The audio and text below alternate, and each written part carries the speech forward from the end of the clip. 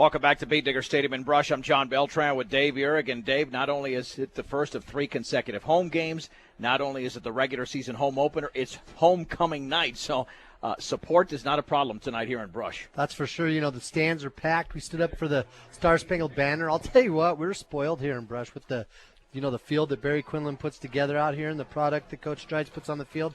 But then the band over here, everywhere we go, you expect the product that Darlene Miner puts out there, for that spark, for all the band work. And holy cow, she's just amazing. She's just amazing. Yeah, no, it's awesome to see here in Brush with the playing of the national anthem by the Beat Digger Band on a gorgeous night, by the way. I mean, this is perfect weather.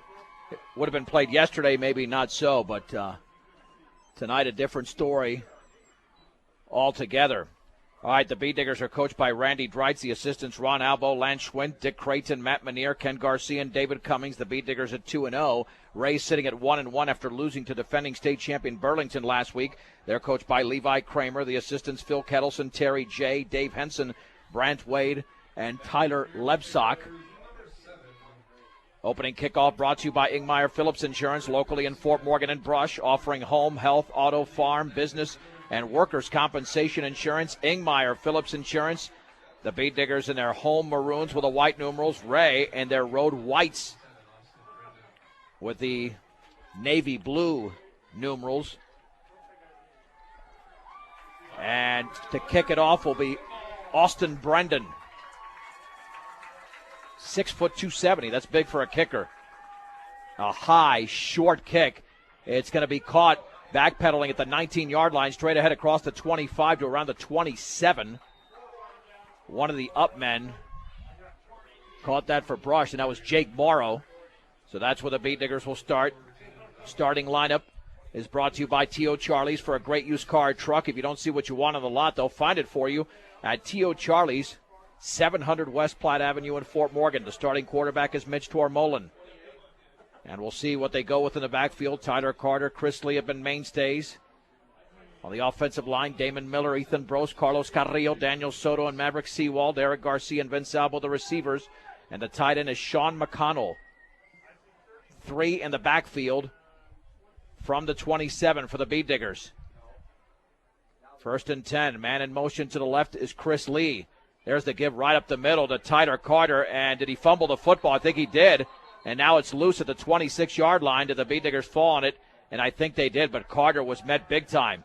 I mean, there was no running room whatsoever. Tackled over there by Preston Talbert, the 6 foot, 155-pound defensive back, and Kobe Buck at 6'2", 210, a senior. 2nd down and 10, and that's where the running lane was not on that first play. Yeah, they came out in that T offense. Ray had 6 guys up there on the line of scrimmage and 4 linebackers. Backs are split. Albo, the receiver, to the left. 2nd and 10 for the 27. Man in motion to the right is Garcia. There's the give right up the middle. A small hole across the 30 to the 31 to Chris Lee. It's a gain of 4. Jack Schwinn, the 6'3", 185-pounder, from his defensive line position, made the play. It'll be 3rd down and 7 after the gain officially of 3. Lee is out and Trevor Blake is in, and the running is going to be tough tonight based on those first 2 plays unless the Beat Diggers do a better job of blocking. Yeah, Ray's definitely controlling the line of scrimmage and getting off on the snap a lot faster than our offensive line is right now, so they're taking up a lot of ground. Trips to the left, 3rd and 7. Tormolen looking to throw out to his left. That pass going to be complete underneath for a 1st down along the left sideline, across the 45-yard line, maybe to the 44, and it's caught by Trevor Blake. And that's a big gainer for the Beat Diggers of 25 yards and a 1st down right in front of the Beat Digger bench. You know, Trevor Blake went up in the air and he caught the ball with his hands, all of his fingertips up, and he watched it all the way in, tucked it away, and then he ended up breaking a shoestring tackle to carry it forward for a few more yards. But it was a beautiful throw and just a great catch. 1st and 10 for the Beat Diggers at the Ray 45-yard line after the pickup of 25 yards. Backs are split. Albo's the lone receiver to the right from the Ray 45, and now we've got a timeout called by the Beat Diggers. The timeout brought to you by Edwards Wright Price Market in Flowerland at 1201 East Platte Avenue in Fort Morgan. Stop by and get what you need to refuel on game days. This is 1010 KSIR, Brush, Fort Morgan, Greeley. I'm John Beltran with Dave Urig on homecoming night. 10:15 to go in the opening quarter. Brush nothing, Wray nothing. And Dave, that 25-yard pass play is something that we might see quite a bit of tonight. Maybe not that length of yardage, but we know that without the weapons in the backfield, or the main weapon, I should say, that the passing game is going to be more prevalent. Yeah, one thing, we saw it last week. We saw Mitch come out there and air the ball out a little bit more. We saw it the first game of the season as well, so we all expect him to throw the ball more than we were used to throwing it in the past, and he can stand in the pocket and throw it over the middle, which makes defenses have to stand back and respect things. Wray comes out there with 6 guys up there on the line of scrimmage, and then the linebackers are right behind him, 4 linebackers and just 1 free safety back there. Granted, the 2 outside guys really aren't linebackers, they're cornerbacks, but if Ray's going to play up close to the box like that, Brush is going to be able to throw the ball a lot. Carter and Garcia are in the backfield. 1st and 10 for the Beat Diggers from the Wray 45-yard line. In motion to the right is Blake. Tormolen on the handoff to Carter. He's met in the backfield. Nobody blocked Jack Schwinn, the senior who's already been in on a couple of plays. That's a loss of 2 to the 47. Dave, you could say that's a great defensive play, but it looks to me more like a blown assignment. Yeah, you have to give credit, though, to Schwinn because he's getting off so fast that it's not giving our offensive linemen a chance to make the block. And I think Brush is going to have to look at going on some long counts and change their count up a little bit. Yeah, there's no question about it because it's almost like he knew the play and he knew the count. 2nd down and 12 from the Wray 47-yard line. No score in the opening quarter on homecoming night. 1 setback. In motion to the right is Garcia. There's the pitch right to Garcia, swinging it to the outside, and he's right back to the line of scrimmage.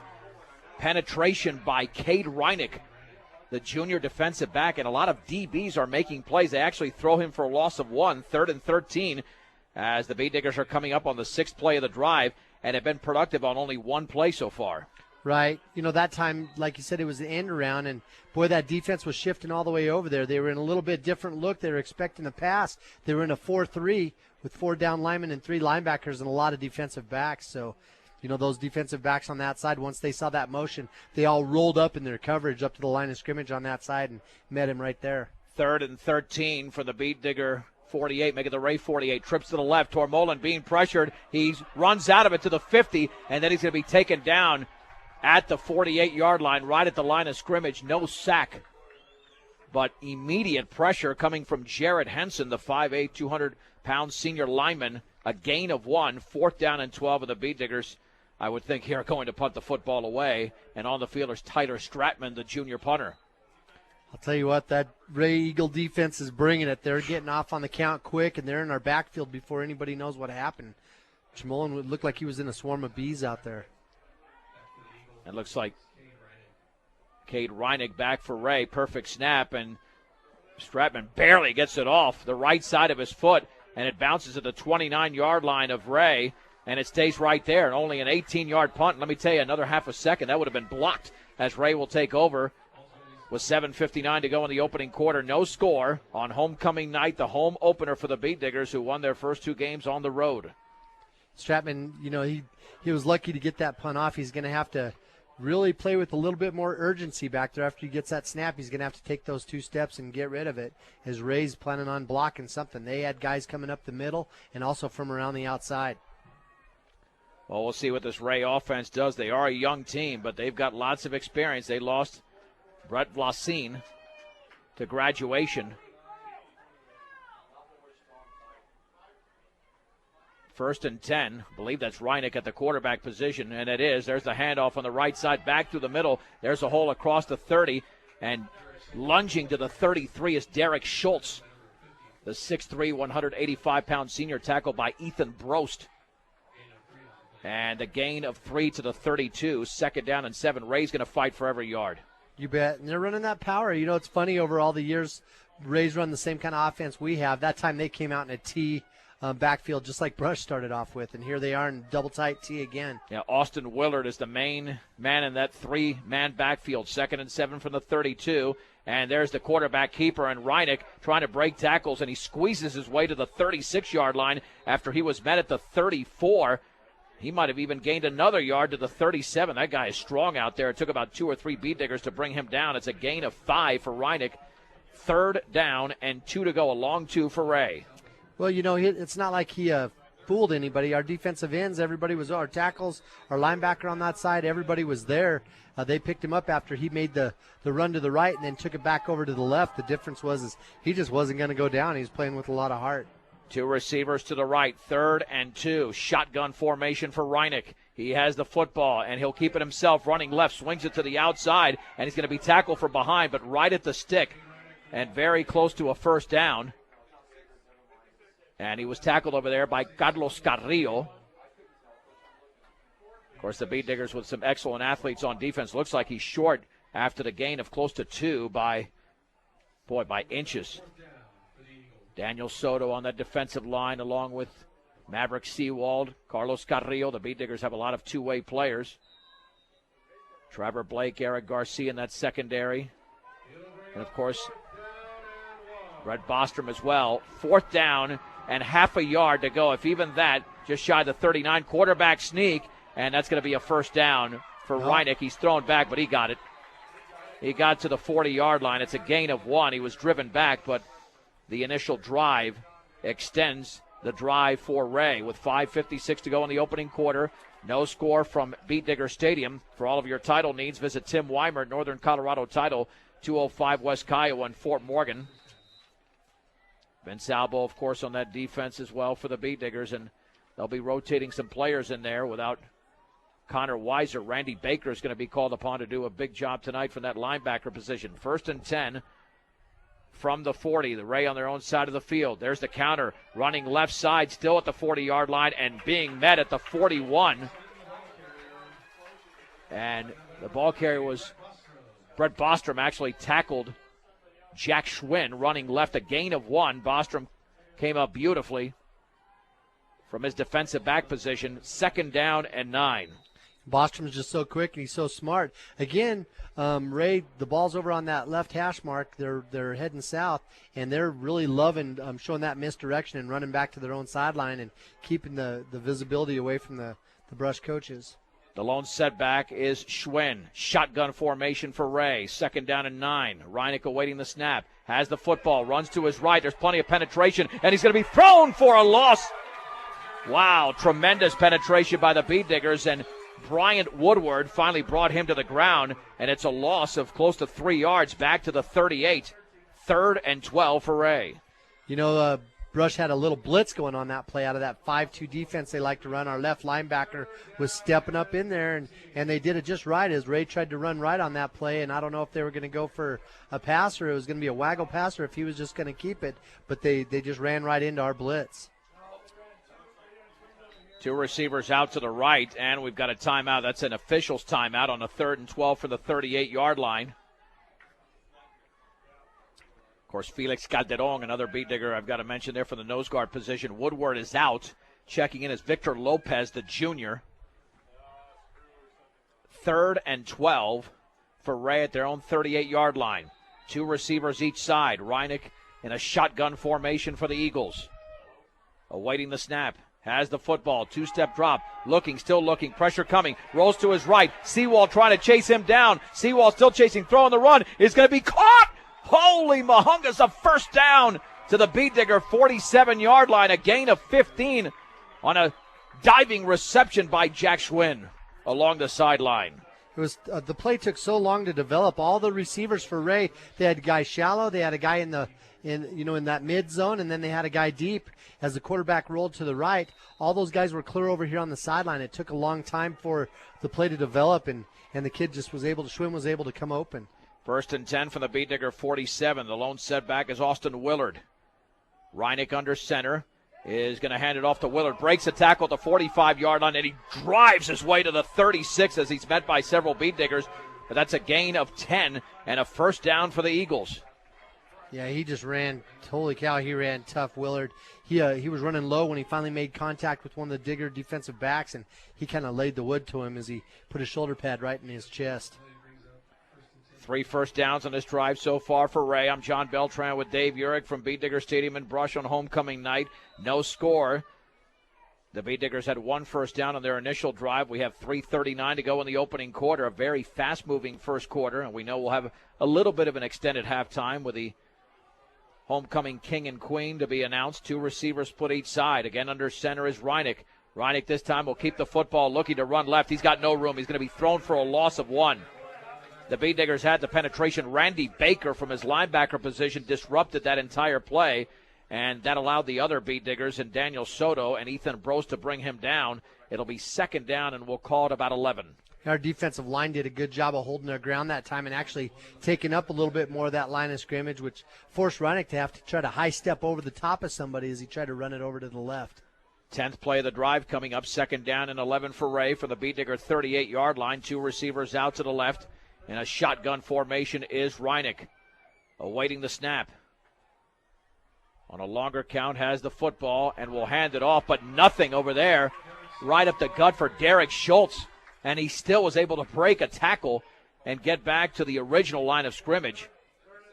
But again, the middle of that Beet Digger defensive line was there to make the play. Daniel Soto and Ethan Brost, along with Felix Calderon. 3rd down and 11, so looks like another passing situation. The Beet Diggers had some pressure, but 3 plays ago, but obviously Reineck was able to work his way out and throw a nice pass down the sideline as we approach the 2-minute and 10-second mark of the opening quarter, and the Eagles have held the football for nearly 6 minutes. 3rd and 11 for the Beet Digger 38. 2 receivers to the left, none to the right. Reineck, 2-step drop, now a little bit deeper, rolls to his right. Seawald's coming, steps up, throws deep over the middle. The man is out there. The pass is incomplete. It was short of the target at the 2-yard line. Preston Talbert had a step on the Beet Digger defenders.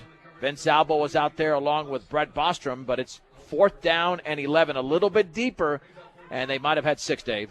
We had just enough pressure there on Reineck to keep him from being able to really set up and throw the ball like he needed to, and that's probably one of the reasons he couldn't get the ball down the field where he wanted it. But, Bostrom was right there. I really feel that ball's on the money. I think Bostrom's able to step in front of it and knock it down anyway. Well, he certainly has a lot of closing speed. Eric Garcia standing at the 5-yard line. Austin Willard to punt. There's the snap, and he gets it off a high, very short punt. Got to let that go. It's going to bounce at the 19-yard line and take a Beet Digger roll to the 20. So not a very effective punt. The Beet Diggers had an 18-yard punt. The Eagles have an 18-yard punt. And that still is a mini victory for Wray because the Beet Diggers don't have great field position. But, Dave, like last week, the Beet Diggers bent, but they didn't break. Right, they did it again. And I'll tell you what, a lot of it was because they finally got some pressure on Reineck, and he just wasn't able to get enough room back there to set things up and actually run the plays like he wanted to run them. So the Diggers got to make sure they keep that up. But I'll tell you what, one of the best ways they're going to be able to stop that offensive Wray is going to keep them off the field. Heath Barr is the referee. Gary Struble, Kelly Hodge, Ryan Buderis, and Tony Bates are the other officials. 1st and 10 for the Beet Diggers at their own 20. Lee in motion to the left. Handoff left side. Big hole for Tyler Carter across the 20 to the 25. He's dragged down at the 26 and nearly a late hit there.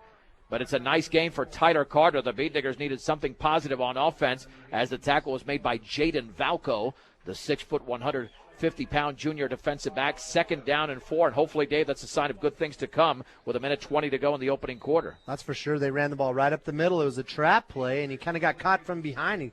He kind of got cowboyed, tackled down. I forget what you call that, but he grabbed him by the back of the shirt and just jerked him down. Is that called hog-tied or not horse-collared or something like I don't that? think I can't remember. 2nd down and 4, and the ball is fumbled. Tormolen turns around and falls on it. He never got a clean exchange, and he fell on the football, although the official's going to mark it right at the 24, so a loss of 2.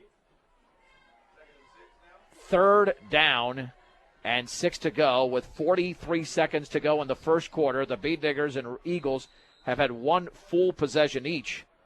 And unless the Beet Diggers pick up this first down, they might have to punt it away before the first quarter expires. Brett Bostrom is back into the game. 3rd down and 6 for Brush at their own 24-yard line. Albo is the receiver to the right. Will the Beet Diggers pass in this situation? Tormolen on 3rd and 6 is going to roll to his right. Now he's going to back up, throw over the middle. The pass is caught. That's a first down across the 35 to the 36-yard line. The pass was caught by Sean McConnell, the tight end. I believe that's his first catch of the year, and it is. And for the Bead Diggers, it's a gain of 12 and a first down. Tremolo just rolled to the right. He faked all the handoffs, just like we used to do out of our old wing T offense. Rolled to the right on that bootleg, and McConnell was coming across the field on about a 7 or 8 yard post route, and Tremolin just hit him right in the guts. It was perfect timing. 1st and 10 for the 36. Back to throw. He barely got the playoff. Heaves it up the left sideline. That's going to be incomplete. Vince Albo was well covered at the 33-yard line. He had a step on the defender, but the defender, Preston Talbert, was there, and that's the end of the opening quarter with the score. Brush nothing, Wray nothing on homecoming night from Bead Digger Stadium. You're listening to 1010 KSIR and KSIR.com.